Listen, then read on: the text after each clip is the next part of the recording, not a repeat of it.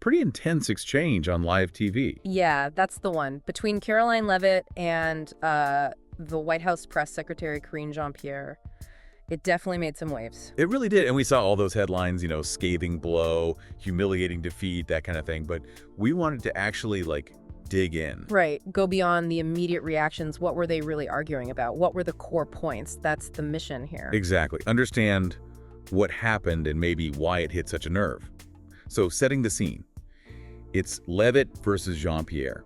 Big political weight on both sides representing different views. Absolutely. A classic confrontation of ideologies playing out live. So Jean-Pierre kicks things off, right? The source says she starts by talking up the Biden administration's work. Yeah, focuses on healthcare and the economy, touting successes like expanding healthcare access, lowering prescription drug prices, that sort of thing. Trying to project that things are moving in the right direction. An assertive tone, the text says. Definitely aiming to set a positive frame right from the start. Progress narrative. But then Leavit jumps in pretty quick. Her take is, well, very different. Almost immediately, yeah. She basically pushes back hard, saying something like, the reality on the ground tells a different story. Arguing that lots of people, millions maybe, are still really struggling just to get basic medical care. And the text notes her voice, steady, authoritative. Not just shouting, but presenting a serious counter-argument. It sets up this immediate tension, doesn't it? Administration claims versus what Leavit calls the lived experience. Precisely. That contrast is key to the whole exchange, right from the beginning. So that leads straight into the healthcare debate. Jean-Pierre highlights lower uninsured rates, which, sounds good on paper. It's a standard metric for sure, a common way to measure access.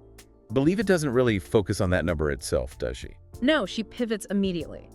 She questions the quality of the care people are getting, even if they technically have access. Right. She's like, what good is access if the care isn't good enough, or if you can't actually afford the treatment? She really drills down on the actual experiences of families facing hardships. And that line sticks out.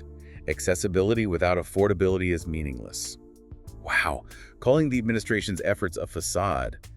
That's blunt. Very direct. It frames Jean-Pierre's focus on access numbers as missing the bigger picture of cost and quality.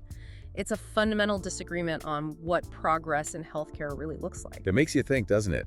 Is just having an insurance card enough if the deductible is sky high or the copays are crippling? That's exactly the point she seems to be making. It highlights that gap between having insurance and having genuinely affordable, comprehensive care. Okay, so the conversation moves on. Leavit starts talking about other economic stuff. Yeah, she broadens it out. Student debt comes up, inflation, job creation. And the source mentioned she emphasizes the emotional aspect, like the pain young people feel delaying buying a house or starting a family because of student loans. Yes, connecting those big economic numbers to individual personal struggles, it makes it feel less abstract, more, real, more relatable. It's a powerful tactic, linking policy to emotion. Definitely. And Jean-Pierre, she tries to counter by pointing to laws passed, right? Yeah. Legislative victories. Highlighting what the administration has achieved on paper. But Leavit pushes back on that too. She says essentially that passing a law isn't the same as helping people in the real world. Legislative victories do not equate to real-world victories. That's another really strong line. Demanding tangible relief, not just policy changes. It really underscores that potential disconnect, what happens in Washington versus what people feel in their daily lives. She's asking for proof of impact. And around this point, the text says the tension really ramps up. Yeah, it describes Jean-Pierre as starting to struggle to maintain her composure under Leavit's pretty relentless questioning. And that's when things apparently exploded online. Viewers, social media, clips going viral. Exactly. It suggests the exchange hit a raw nerve. Leavit's arguments, or maybe just her direct style, really resonated, or at least got a lot of attention. And the reactions were split, weren't they? Some praising Leavit's directness, others calling her too aggressive. Oh, absolutely. Typical for these kinds of moments. Commentators interpret it through their own political lens.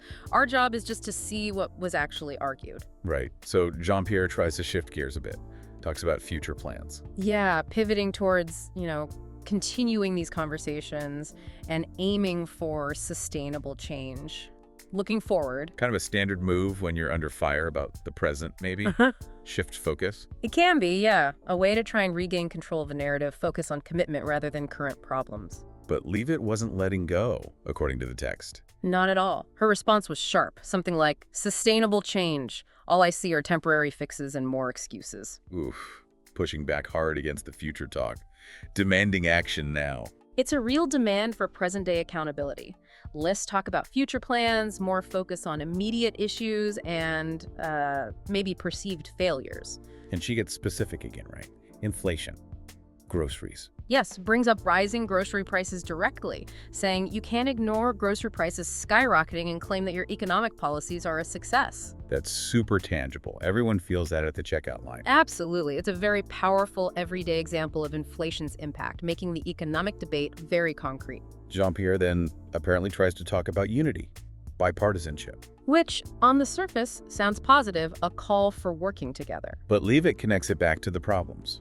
How does she put it? She says something like, unity is meaningless without responsibility, linking the idea of unity directly to the administration needing to, quote, own up to its failures. So no unity without accountability first. That's the argument. Exactly. She frames accountability as the necessary first step before any meaningful talk of unity can happen. It's a direct challenge to just calling for everyone to get along. Okay, so as they're wrapping up, Jean-Pierre gives a closing statement. Yeah, the source says she reiterated the administration's commitment, vision for the future. A fairly standard closing. And Leavit? Leavit ends by hammering home the need for real solutions now, empowering everyday Americans waiting for relief. Still very focused on the immediate present. A really clear contrast in their final messages there. Definitely. It kind of sums up their whole dynamic throughout the debate. Future vision versus present demands. And the immediate takeaway, according to the source, was pretty clear. Leavit's seen as having a strong performance. Yeah, the perception described is that she really put Jean-Pierre on the defensive.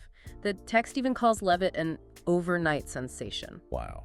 And sparked speculation about her political future just from this one exchange. It suggests her direct, forceful approach really cut through and got noticed. A high-profile moment like that can significantly boost someone's political profile.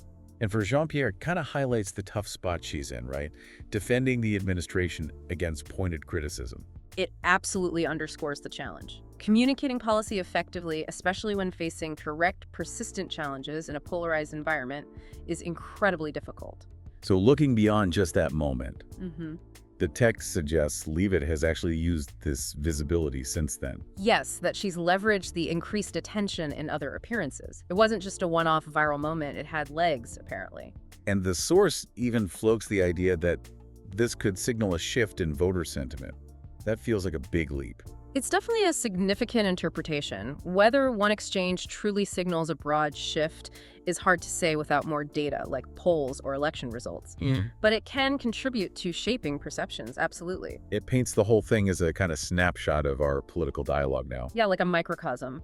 The clash of different views, the constant push for accountability, both sides arguing for what they see as right or just. And it calls both of them torchbearers in this polarized time, which is an interesting way to put it. It suggests that even if the debate is fierce, having people strongly articulate different viewpoints is important for, democracy.